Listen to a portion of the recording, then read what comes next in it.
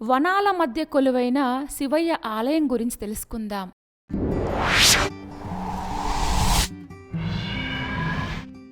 వనమల్లికార్జున స్వామి ఆలయం. ఈ ఆలయం పశ్చిమ గోదావరి జిల్లా మొగల్తూరులో స్వయంభూగా వెలిసిన వనమల్లికార్జున స్వామి ఆలయం. ఈ ఆలయం అత్యంత మహిమాన్వితమైనది.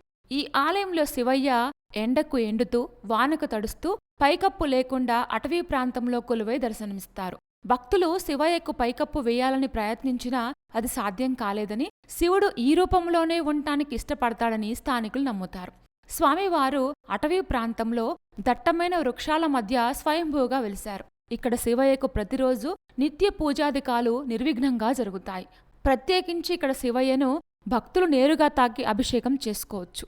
శివుడాజ్ఞ లేనిదే చీమైనా కుట్టదు అంటారు. తమ కష్టాలు తీర్చమని శివయ్యకు మొరపెట్టుకోవడానికి వచ్చిన భక్తులు ఎండుతూ వానకు తడుస్తున్న శివుని చూసి చలించిపోయి శివయ్యకు పైకప్పు వేద్దామని ప్రయత్నించి భంగపడ్డారు. శివునికి ఇలాగే ఉండటం ఇష్టమని భావించి తమ పూజలు కొనసాగించారు.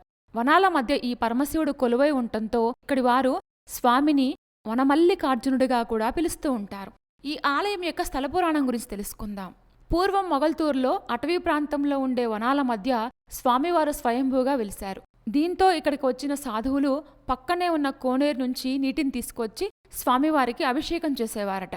ఆ సమయంలో మొగల్తూరును పరిపాలించిన రాజులు అడవికి వచ్చి ఈ శివయ్యను పూజించేవారు. అయితే కొంతమంది రాజులు కోట నుంచి అడవిలోకి వచ్చి శివలింగాన్ని పూజించటం ఇబ్బందిగా భావించి శివలింగాన్ని కోట వద్ద ప్రతిష్ఠించేందుకు ప్రయత్నాలు సాగించారు. ఇందుకోసం శివలింగం చుట్టూ లోతుగా తవ్వారు. అయినా అంతం ఎక్కడో కనబడలేదు.